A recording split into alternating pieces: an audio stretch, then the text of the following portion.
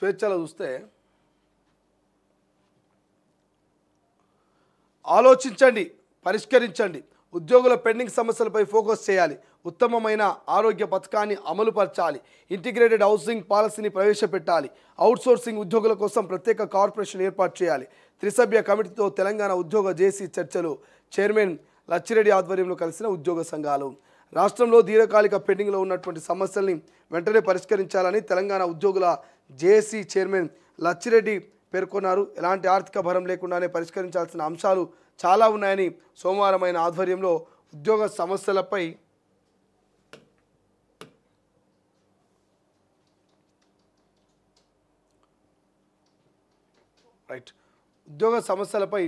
ప్రభుత్వం ఏర్పాటు చేసిన త్రిసభ్య కమిటీ చైర్మన్ నవీన్ మిట్టల్ ఇద్దరు సభ్యులను కలిశారు. ఈ నెల 6న జరుగుతున్న Telangana employees joint action committee సమావేశంలో ఉపాధ్యాయులు, ఉద్యోగులు, ఇక కాంటిజెంట్ ఉద్యోగులు పెన్షన్ సమస్యలను పరిగణలోకి తీసుకొని ఆమోదించిన తీర్మానాలను 3 విభాగాలుగా చేసి అత్యవసర, ఆర్థికేతర, ఆర్థిక సమస్యల అధికారులకు వివరించడం జరిగింది. వీటితో పాటు ప్రధానంగా ఉద్యోగులందరికీ నగదు రహిత వైద్యం అందించాలని, పెండింగ్ బిల్లును విడుదల చేయాలని, నూతన పెన్షన్ విధానము సిపిఎస్ రద్దు చేసి పాత పెన్షన్ ఓపీఎస్ పునరుద్ధరించాలని, పొరుగు సేవల ఉద్యోగుల కొరకు ప్రత్యేక కార్పొరేషన్ ఏర్పాటు చేయాలని కోరుతూ, అలాగే 317 జీవో ద్వారా మరికొన్ని రకాల బదిలీలకు అవకాశం కల్పించాలని, ప్రభుత్వ ఖజానాపై తక్షణ భారం పడని 24 అంశాలను తొలుత పరిష్కరించి ఆ తర్వాత మిగిలిన 14కు పైగా ఆర్థిక భారం పడే అంశాలని దశల వారీగా పరిష్కరించాలని విన్నవించారు.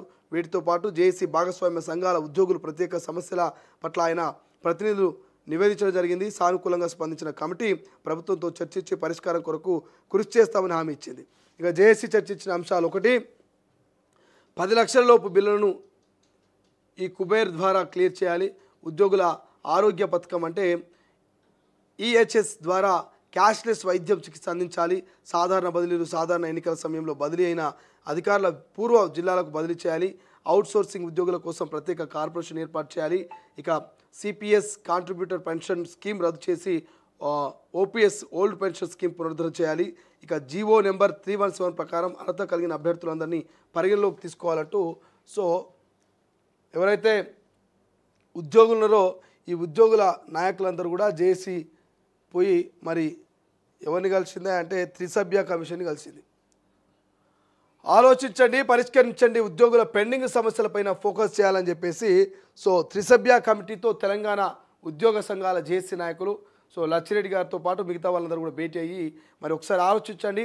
మొదటగా సాధ్యమైనటువంటి డిమాండ్స్ నెరవేర్చండి. తర్వాత కొంత సాధ్యానికి ఇబ్బందిగా ఉన్నటువంటి డిమాండ్స్ని, ఆర్థికపరమైనటువంటి డిమాండ్స్ని తర్వాత నెరవేర్చినా పర్లేదు, కానీ ప్రస్తుతం మాత్రం కొన్ని ఇబ్బందులు ఉన్నాయి, వాటిని మీరు ఖచ్చితంగా నెరవేర్చాలని చెప్పేసి ఏదైతే ఉద్యోగులకు పెండింగ్ సమస్యల మీద ఉత్తమమైన ఆరోగ్య పథకం అమలుపరచాలంటూ ఇంటిగ్రేటెడ్ హౌసింగ్ పాలసీ ప్రవేశపెట్టాలని, అవుట్సోర్సింగ్ ఉద్యోగుల కోసం ప్రత్యేక కార్పొరేషన్ ఏర్పాటు చేయాలని, 317 జీవోకు సంబంధించి వెసులుబాటున వారిని మరి మార్పులు చేర్పులు చేయాలని, ఇట్లా కొన్ని అంశాల గురించి జేఏసీ నాయకులు లచ్చిరెడ్డి గారు త్రిసభ్య కమిషన్ కలిసింది. రాష్ట్ర ప్రభుత్వం 3 ఆఫీసర్లతో ఒక కమిషన్ వేసింది.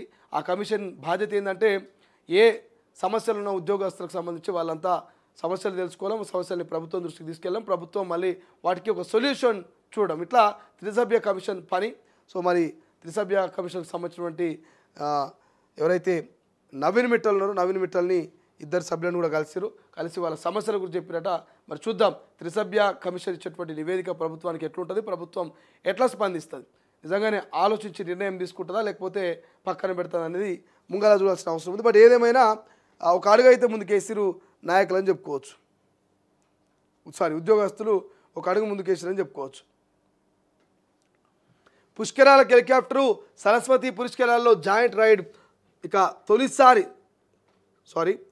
సరస్వతి పుష్కరాల్లో జాయ్ రైడ్ తొలిసారి ఏర్పాటు చేసిన అధికారులు ఒక్కొక్కరికి 4,500 రూపాయల టికెట్ అంట.